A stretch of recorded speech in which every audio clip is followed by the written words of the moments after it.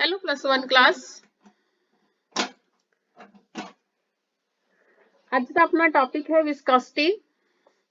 ਜਿਸ ਤਰ੍ਹਾਂ ਬੇਟੇ ਸਰਫੇਸ ਟੈਂਸ਼ਨ ਤੁਸੀਂ ਫਲੂਇਡ ਦੀ ਪ੍ਰੋਪਰਟੀ ਪੜ੍ਹੀ ਹੈ ਜਦੋਂ ਫਲੂਇਡ ਐਟ ਰੈਸਟ ਹੁੰਦਾ ਹੈ। ਤੇ ਜਿਹੜੀ ਵਿਸਕੋਸਿਟੀ ਹੈ ਇਹ ਫਲੂਇਡ ਦੀ ਪ੍ਰੋਪਰਟੀ ਹੈ ਜਦੋਂ ਫਲੂਇਡ ਇਨ ਮੋਸ਼ਨ ਹੁੰਦਾ ਹੈ। ਠੀਕ ਹੈ, when fluid is in motion we will discuss the property of fluid, that is viscosity.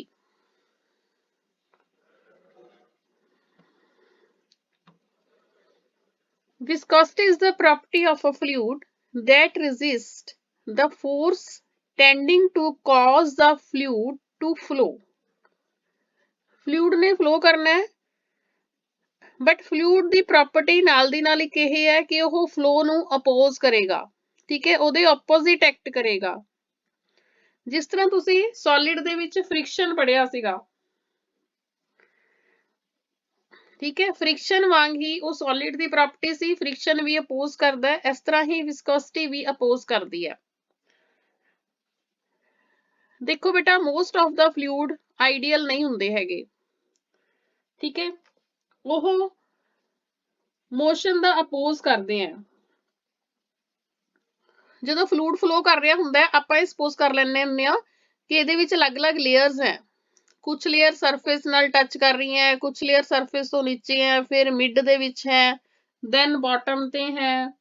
ਠੀਕ ਹੈ, ਇਹ ਸਰਫੇਸ ਦੀ ਆਪਾਂ ਫਲੂਇਡ ਦੀ ਅਲੱਗ-ਅਲੱਗ ਲੇਅਰਸ ਜਾਂ ਸਰਫੇਸ ਕੰਸੀਡਰ ਕਰ ਲੈਂਦੇ ਹੁੰਦੇ ਆ। ਠੀਕ ਹੈ,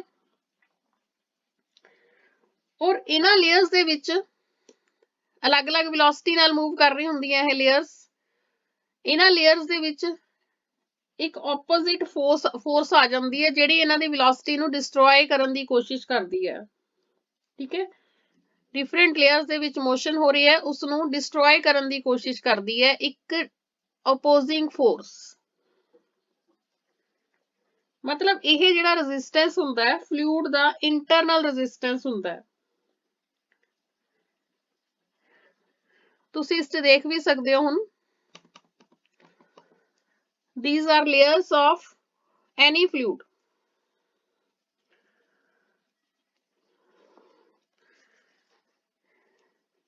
ਠੀਕ ਹੈ, ਇਸ ਤੋਂ ਪਹਿਲਾਂ ਮੈਂ ਤੁਹਾਨੂੰ ਇਸ ਲੇਅਰਸ ਨੂੰ ਡਿਸਕਸ ਕਰਨ ਤੋਂ ਪਹਿਲਾਂ, ਠੀਕ ਹੈ, ਮੈਂ ਫਲੂਇਡਸ ਦੀ ਅਲੱਗ-ਅਲੱਗ ਲੇਅਰਸ ਦਿਖਾਈ ਹੋਈ ਹੈ। ਇਸ ਤੋਂ ਪਹਿਲਾਂ ਇੱਕ ਤੁਹਾਨੂੰ ਐਗਜ਼ਾਮਪਲ ਦੇ ਰਹੀ ਹਾਂ ਮੈਂ। ਦੋ ਗਲਾਸ ਲੈ ਲਓ ਤੁਸੀਂ, ਇੱਕ ਨੂੰ ਵਾਟਰ ਨਾਲ ਫਿਲ ਕਰ ਲਓ, ਇੱਕ ਨੂੰ ਹਨੀ ਨਾਲ ਫਿਲ ਕਰ ਲਓ। ਜਦੋਂ ਆਪਾਂ ਫਲੋ ਕਰਾਵਾਂਗੇ ਵਾਟਰ ਨੂੰ ਦੈਨ ਇਹ ਬੜਾ ਈਜ਼ੀਲੀ ਬੜਾ ਰੈਪਿਡਲੀ ਫਲੋ ਕਰੇਗਾ। ਜਦੋਂ ਹਨੀ ਨੂੰ ਆਪਾਂ ਵਾਟਰ ਦੇ ਵਿੱਚੋਂ ਫਲੋ ਕਰਾਂਗੇ ਦੈਨ ਇਹ ਇੰਨਾ ਰੈਪਿਡਲੀ ਫਲੋ ਨਹੀਂ ਕਰੇਗਾ। ਇਹਦਾ ਰੀਜ਼ਨ ਕੀ ਹੈ ਕਿ ਹਨੀ ਜ਼ਿਆਦਾ ਵਿਸਕਸ ਹੈ ਵਾਟਰ ਨਾਲੋਂ। ਠੀਕ ਹੈ, ਹਨੀ ਜ਼ਿਆਦਾ ਵਿਸਕਸ ਹੈ ਵਾਟਰ ਨਾਲੋਂ। So viscosity is also called fluid friction ਜਾਂ ਵਿਸਕਸ ਡਰੈਗ ਆਫ ਲਿਕੁਇਡ, ਕਿਉਂਕਿ ਇਹ ਅਪੋਜ਼ ਕਰਦਾ ਹੈ different layers of the fluid. ਇਹਨਾਂ ਦੀ ਵੈਲੋਸਿਟੀ ਇੱਕ ਦੂਜੇ ਨੂੰ ਅਪੋਜ਼ ਕਰਦੀ ਹੈ। So this is called viscous drag of liquid. So in order to make honey flow we need to apply greater amount of force. ਜੇ ਆਪਾਂ ਪਾਣੀ ਵਾਂਗੂ ਜਲਦੀ ਫਲੋ ਕਰਾਣਾ ਹੈ ਤਾਂ ਆਪਾਂ ਨੂੰ ਹਨੀ ਤੇ ਵੀ ਜ਼ਿਆਦਾ ਫੋਰਸ ਲਗਾਉਣਾ ਪਏਗਾ। ਠੀਕ ਹੈ, because honey has the property to resist the motion. Because honey has the property to resist the motion. ਹੁਣ ਮੈਂ ਤੁਹਾਨੂੰ ਲੇਅਰਸ ਤੇ ਡਿਸਕਸ ਕਰਕੇ ਦਿਖਾ ਰਹੀ ਹਾਂ। This is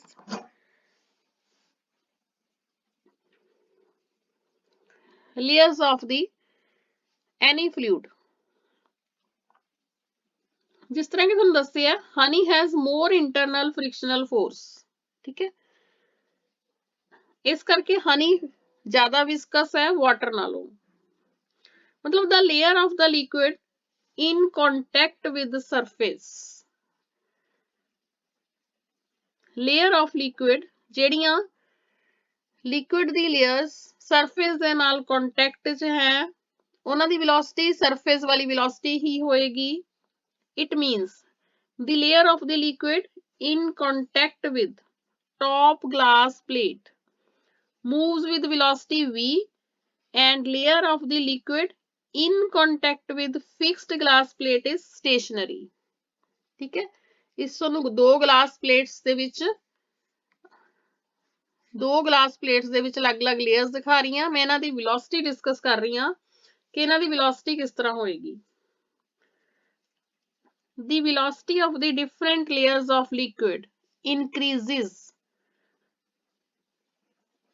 uniformly from bottom ਤੇ zero velocity ਹੋਏਗੀ to the top layer ਤੇ v velocity ਹੋਏਗੀ। This is top layer ਤੇ velocity v ਹੋਏਗੀ, bottom ਤੇ velocity 0 ਹੋਏਗੀ। right, every fast moving layer tends to pull forward its lower slow moving layer and every slow moving layer tends to pull backwards the upper fast moving layer। ठीक है, और ऐसे करके ही viscous force develop ਹੁੰਦਾ ਹੈ ਜਿਹੜਾ ਕਿ internal ਫ੍ਰਿਕਸ਼ਨਲ force ਹੁੰਦਾ ਹੈ। ਦੋ ਲਿਕੁਇਡਸ ਦੇ ਵਿੱਚ ਦੀਆਂ ਦੋ ਲੇਅਰਸ ਦੇ ਵਿੱਚ ਇਹ ਇੰਟਰਨਲ ਫ੍ਰਿਕਸ਼ਨਲ ਫੋਰਸ ਡਿਵੈਲਪ ਹੁੰਦਾ ਹੈ। ਠੀਕ ਹੈ, ਜਿਹੜਾ ਕਿ ਆਪਸ ਜਿਹੜਾ ਰਿਲੇਟਿਵ ਮੋਸ਼ਨ ਹੈ ਦੋ ਲੇਅਰਸ ਦਾ ਉਹਨੂੰ ਡਿਸਟਰੋਏ ਕਰਨ ਦੀ ਕੋਸ਼ਿਸ਼ ਕਰਦਾ ਹੈ। So therefore to maintain the relative velocity between the two layers of the liquid flow force F ਲਗਾਉਣਾ ਪਏਗਾ। ਠੀਕ ਹੈ, ਫੋਰਸ F ਕਿੰਨਾ ਹੋਏਗਾ ਇਹ this will be equal to viscous drag force acting between these two layers। ठीक है, ਇਹ ਫੋਰਸ ਆਪਾਂ ਨੂੰ ਲਗਾਉਣਾ ਪਏਗਾ।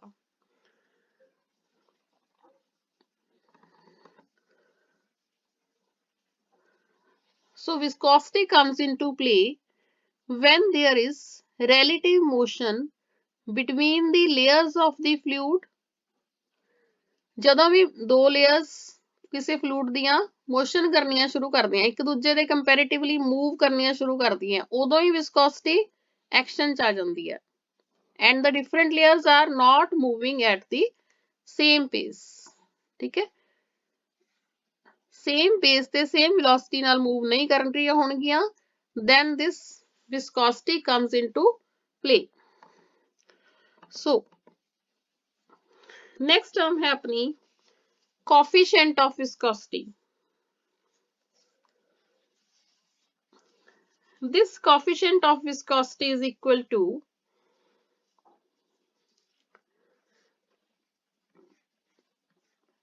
shearing stress upon strain rate।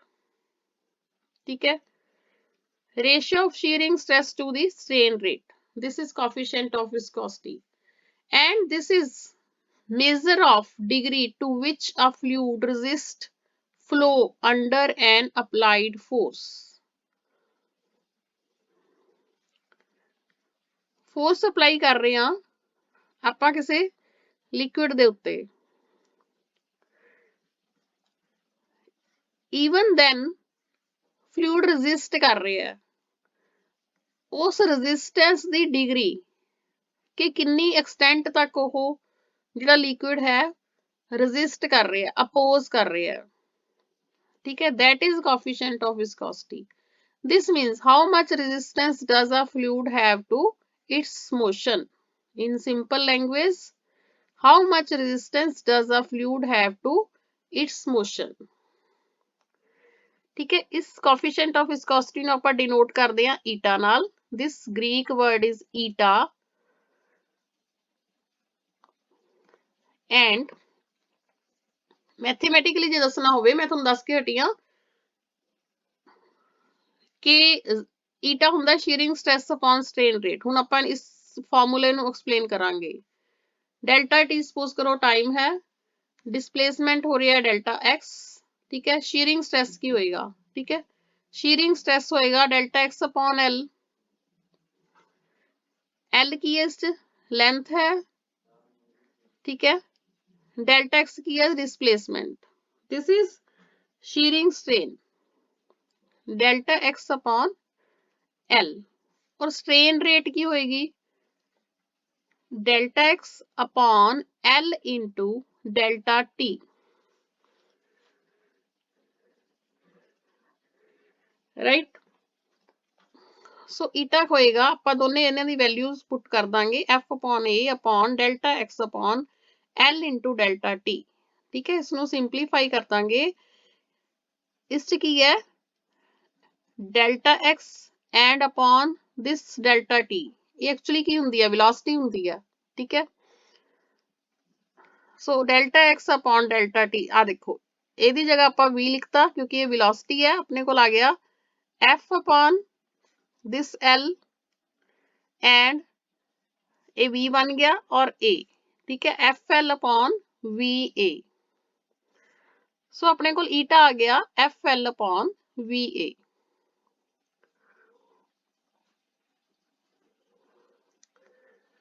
इस ਜਿਹੜਾ v upon l ਹੁੰਦਾ ਹੈ ਉਸ ਨੂੰ ਆਪਾਂ velocity gradient ਕਹਿੰਦੇ ਆ। v upon l ਜਿਹੜਾ ਤੁਹਾਨੂੰ ਦਿਖ ਰਿਹਾ ਇਸ ਫਾਰਮੂਲੇ 'ਚ, that is velocity gradient between two layers of a liquid.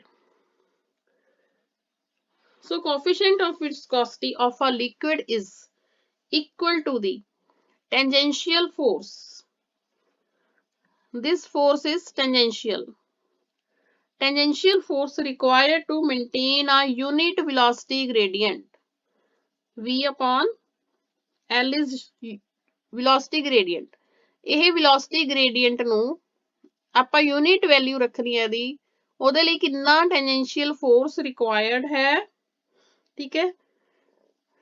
And this velocity gradient is between two layers, parallel layers of the liquid, और area ਇਹਨਾਂ ਦਾ ਇਹ ਵੀ ਆਪਾਂ ਏਰੀਆ ਯੂਨਿਟੀ 1 ਮੰਨਣਾ, ਰਾਈਟ। ਉਸ ਤੋਂ ਅੱਗੇ ਹੈ unit of coefficient of viscosity, this is poise. Poise ਨੂੰ ਡਿਨੋਟ ਕਰਦੇ ਆਪਾਂ ਪੀਐਲ ਦੇ ਨਾਲ, ਠੀਕ ਹੈ, ਜਾਂ ਇਸ ਦਾ ਯੂਨਿਟ ਹੁੰਦਾ ਹੈ ਨਿਊਟਨ ਸੈਕਿੰਡ ਪਰ ਮੀਟਰ ਸਕੁਅਰ, ਠੀਕ ਹੈ, न्यूटन सेकंड पर मीटर स्क्वायर, या इसका यूनिट ਹੁੰਦਾ ਹੈ पास्कल सेकंड। डायमेंशनल फार्मूला ਦਾ ਹੈ, डायमेंशनल फार्मूला ਤੁਸੀਂ ਦੇਖ ਸਕਦੇ ਹੋ, ਇਸ ਚ ਆਪਾਂ ਨੂੰ ਕੱਢਣ ਲਈ f ਦਾ dimensional formula into l length ਹੋ ਜਾਏਗੀ, ਠੀਕ ਹੈ, अपॉन वेलोसिटी ਦਾ डायमेंशनल फार्मूला इनटू एरिया ਦਾ। इस तरह ਨੂੰ ਸਿੰਪਲੀਫਾਈ ਕਰਕੇ ਆਪਣੇ ਕੋਲ डायमेंशनल फार्मूला आ जाएगा ईटा ਦਾ ml -1 t -1। सो ਆਪਾਂ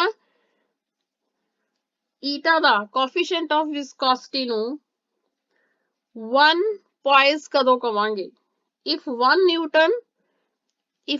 Newton tangential force is required to maintain the velocity gradient of 1 per meter per second per meter, क्योंकि velocity gradient है v upon l है, इस करके meter per second per meter between two parallel layers of the liquid, each of area, this area 1 square meter।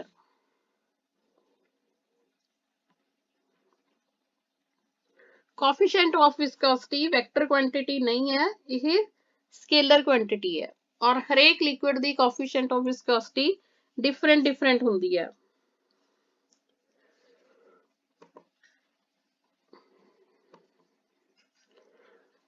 Next है Stokes law. इस chapter से important है। अपने कोल कोई स्फेरिकल बॉडी है, आ देखो दिस इज स्फेरिकल बॉडी, किसी विस्कस मीडियम दे विच है ये, और ये विस्कस मीडियम जिहड़ा अराउंड दिख रहा है वाइट कलर च, ये विस्कस मीडियम है, ये विस्कस मीडियम एट रेस्ट है, and the layers of the medium touching the body are dragged along with it, ठीक है। ये भी जिहड़ी इस बॉडी दे नाल जिहड़ी भी टच कर रही है मीडियम दी लेयर, वो भी इहदे नाल ड्रैग हुंदी है, ठीक है। जिहड़ी नेड़े लेयर होएगी वो ड्रैग होएगी, बट जिहड़ी थोड़ी दूर होएगी लेयर वो एट रेस्ट होएगी। ਇਸ ਕਰਕੇ ਇਸ ਮੀਡੀਅਮ ਦੇ ਜਿਹੜੀ ਲੇਅਰਸ ਹੈਗੀਆਂ ਉਹਦੇ ਵਿੱਚ ਵੀ ਆਪਸ ਦੇ ਵਿੱਚ ਰਿਲੇਟਿਵ ਮੋਸ਼ਨ ਹੋ ਜਾਂਦਾ ਹੈ। ਠੀਕ ਹੈ, ਹੁਣ ਜੇ ਇਹਦੇ ਵਿੱਚ ਲੇਅਰਸ ਦੇ ਵਿੱਚ ਵੀ ਰਿਲੇਟਿਵ ਮੋਸ਼ਨ ਹੋ ਗਿਆ ਤਾਂ ਜਿਹੜੀ ਇਹ ਸਫੈਰੀਕਲ ਕੋਈ ਬਾਡੀ ਹੈ, ਠੀਕ ਹੈ, ਇਹਦੇ ਵਿੱਚ ਵੀ ਬੈਕਵਰਡ ਡਰੈਗਿੰਗ ਫੋਰਸ ਲੱਗੇਗਾ। relative motion between different layers of medium, so backward dragging force ਜਿਹਨੂੰ viscous drag force ਕਹਿ ਦਿੰਦੇ ਆ, ਉਹ ਐਕਸ਼ਨ ਚ ਆ ਜਾਂਦਾ ਹੈ। ਉਹ ਐਕਸ਼ਨ ਚ ਆ ਕੇ ਕੀ ਕਰਦਾ ਹੈ, ਇਸ ਮੋਸ਼ਨ, ਇਸ ਬੋਡੀ ਦੇ ਮੋਸ਼ਨ ਨੂੰ ਅਪੋਜ਼ ਕਰੇਗਾ। ਠੀਕ ਹੈ, ਔਰ ਇਹ ਜਿਹੜਾ ਵਿਸਕਸ ਡਰੈਗਿੰਗ ਫੋਰਸ ਹੋਏਗਾ, ਇਹ ਜਦ ਜਿਵੇਂ ਜਿਵੇਂ ਸਫੈਰੀਕਲ ਬੋਡੀ ਦੀ ਵੈਲੋਸਿਟੀ ਇਨਕਰੀਜ਼ ਹੋਈ ਜਾਏਗੀ, ਇਹ ਵੀ ਇਨਕਰੀਜ਼ ਹੋਈ ਜਾਏਗਾ।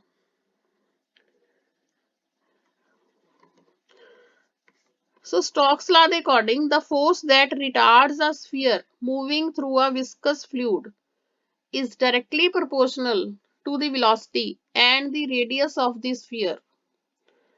ਠੀਕ ਹੈ, ਕੋਈ sphere moving ਕਰ ਰਿਹਾ ਹੈ ਕਿਸੇ viscous medium ਦੇ ਵਿੱਚ, ਜਦੋਂ ਉਸ 'ਚ ਕੋਈ force ਲੱਗ ਰਿਹਾ ਹੈ ਤਾਂ force directly proportional ਹੋਏਗਾ velocity and the radius of the sphere। ਠੀਕ ਹੈ, ਉਸ ਸਫੀਅਰ ਦੀ ਵੈਲੋਸਿਟੀ ਕਿੰਨੀ ਹੈ ਔਰ ਉਸਦਾ ਰੇਡੀਅਸ ਕਿੰਨਾ ਹੈ ਔਰ ਉਸ ਫਲੂਇਡ ਦੀ ਵਿਸਕੋਸਿਟੀ ਕੀ ਹੈ। ਮੈਥਮੈਟਿਕਲੀ ਇਹ ਫਾਰਮੂਲਾ ਫਾਈਂਡ ਆਊਟ ਕੀਤਾ ਗਿਆ ਕਿ F is equal to 6 pi eta R into V।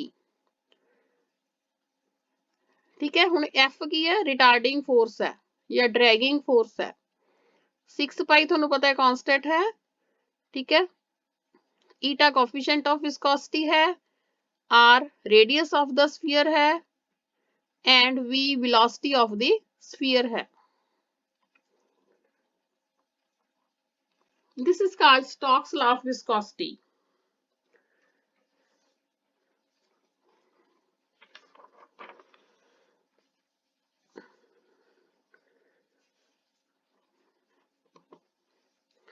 Stokes' law is applicable only to laminar flow of liquids. It is not applicable to turbulent flow।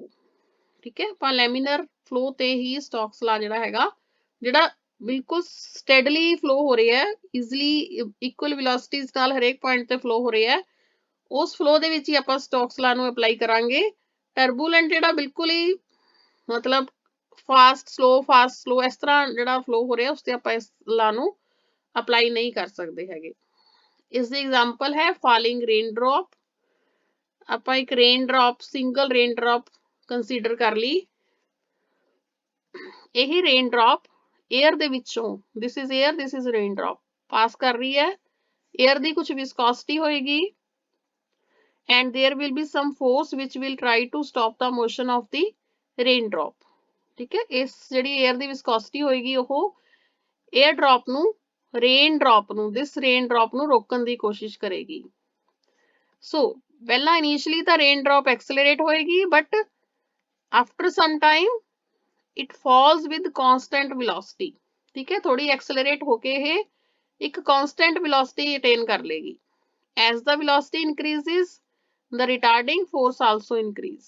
ਠੀਕ ਹੈ, ਜਿਉਂ-ਜਿਉਂ ਮੈਂ ਤੁਹਾਨੂੰ ਦੱਸਿਆ ਕਿ ਵੈਲੋਸਿਟੀ ਇਨਕਰੀਜ਼ ਹੋਈ ਜਾਏਗੀ, ਇਹ ਰੇਨ ਡ੍ਰੌਪ ਜਿਸ ਤਰ੍ਹਾਂ ਫਾਲ ਕਰ ਰਹੀ ਹੈ, ਰਿਟਾਰਡਿੰਗ ਫੋਰਸ ਵੀ ਇਨਕਰੀਜ਼ ਹੋਏਗੀ ਔਰ ਇਸ ਰਿਟਾਰਡਿੰਗ ਫੋਰਸ ਨੂੰ ਆਪਾਂ ਕਵਾਂਗੇ ਵਿਸਕਸ ਫੋਰਸ FV, ਔਰ ਇੱਕ ਬਾਈਂਡ ਫੋਰਸ ਹੋਏਗੀ FB। FB ਜਿਹੜੀ ਹੈਗੀ ਹੈ ਬਾਈਂਡ ਫੋਰਸ, ਇਹਨੂੰ ਅਪਵਰਡ ਡਾਇਰੈਕਸ਼ਨ ਚ ਲੈ ਕੇ ਜਾਏਗੀ, ਤੇ ਇੱਕ ਗ੍ਰੈਵੀਟੇਸ਼ਨਲ ਫੋਰਸ, ਉਹ ਤੁਹਾਨੂੰ ਪਤਾ ਹੀ ਹੈ ਕਿ ਇਹ ਡਾਊਨਵਰਡ ਆਪਾਂ ਇਸ ਰੇਨ ਡ੍ਰੌਪ ਨੂੰ ਨੀਚੇ ਲੈ ਕੇ ਜਾਏਗੀ। ਠੀਕ ਹੈ, ਕੁਝ ਟਾਈਮ ਬਾਅਦ ਕੀ ਹੋਏਗਾ, ਜਿਹੜੀ ਗ੍ਰੈਵੀਟੇਸ਼ਨਲ ਫੋਰਸ ਹੋਏਗੀ ਉਹ ਇਕੁਅਲ ਟੂ ਹੋ ਜਾਏਗੀ FV plus FB।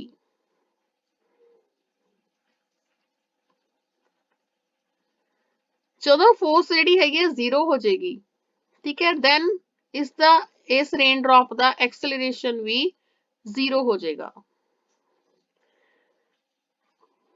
ਰਾਈਟ, ਇਹ ਸੀ ਆਪਣਾ Stokes' law। ਨੈਕਸਟ ਹੈ ਟਰਮੀਨਲ ਵੈਲੋਸਿਟੀ। ਕੋਈ ਬਾਡੀ ਵਿਸਕਸ ਮੀਡੀਅਮ ਦੇ ਵਿੱਚ ਫਲੋ ਕਰ ਰਹੀ ਹੈ ਤਾਂ ਉਸ ਮੀਡੀਅਮ ਦੇ ਵਿੱਚ ਉਹ ਜਿੰਨੀ ਮੈਕਸਿਮਮ ਵੈਲੋਸਿਟੀ ਅਟੇਨ ਕਰ ਸਕਦੀ ਹੈ, that is called terminal velocity. Maximum constant velocity acquired by the body while falling freely in viscous medium. ठीक है, terminal velocity is the maximum velocity of a body moving through a viscous fluid. It is attained when force of resistance of the medium is equal and opposite to the force of gravity. Medium देखो किसे force of resistance ਨਾਲ act ਕਰ ਰਹੀ ਹੈ, ਜਦੋਂ ਹੀ force of resistance equal ਹੋ ਜਾਂਦਾ ਹੈ ਔਰ opposite ਹੋ ਜਾਂਦਾ ਹੈ force of gravity. ਜਿਹੜੀ ਗ੍ਰੈਵਿਟੇਸ਼ਨਲ ਫੋਰਸ ਐਕਟ ਕਰ ਰਹੀ ਹੈ ਉਸਦੇ ਇਕੁਅਲ ਐਂਡ ਆਪੋਜ਼ਿਟ ਹੋ ਜਾਂਦਾ ਹੈ ਤਾਂ ਹੀ ਟਰਮੀਨਲ ਵੈਲੋਸਿਟੀ ਆਉਂਦੀ ਹੈ। ਜਿਵੇਂ ਜਿਵੇਂ ਵੈਲੋਸਿਟੀ ਇਨਕਰੀਜ਼ ਹੋਈ ਜਾਏਗੀ ਰਿਟਾਰਡਿੰਗ ਫੋਰਸ ਵੀ ਇਨਕਰੀਜ਼ ਹੋਈ ਜਾਏਗਾ। ਇੱਕ ਸਟੇਜ ਆਏਗੀ when force of gravity becomes equal to resistance force and after that point velocity would not increase and that constant velocity is known as terminal velocity. ठीक है, इस terminal velocity ਨੂੰ ਆਪਾਂ denote ਕਰਦੇ ਹਾਂ vt ਨਾਲ। ठीक है, v ਦੇ ਆਪਾਂ ਪੈਰ ਦੇ ਵਿੱਚ t ਪਾਉਂਦੇ ਆ ਮਤਲਬ t ਟਰਮੀਨਲ। ਸੋ ਮੈਂ ਤੁਹਾਨੂੰ ਦੱਸਿਆ terminal velocity is attained when force of resistance is equal to force of gravitational attraction. ठीक है, force of resistance according to Stokes law है 6 pi eta r into v। gravitational force ਤੁਹਾਨੂੰ ਪਤਾ ਹੀ ਹੈ m into g। ਹੁਣ ਇਸ m ਦੀ ਜਗ੍ਹਾ ਆਪਾਂ density into volume ਲਿਖਾਂਗੇ ਕਿਉਂਕਿ ਆਪਾਂ ਮਾਸ ਨੂੰ density into volume ਲਿਖ ਸਕਦੇ ਹਾਂ। So 6 pi eta rv is equal to density into volume into g। ਇਸ ਚ density ਕੀ ਹੈ? density ਹੈ rho minus sigma। ਹੁਣ rho minus sigma ਕਿਵੇਂ ਆਇਆ? ਕਿਉਂਕਿ ਇੱਕ density ਹੈਗੀ ਹੈ ਸਫੀਅਰ ਦੀ density, ਇੱਕ sigma density ਹੈਗੀ ਹੈ viscous medium ਦੀ। ठीक है,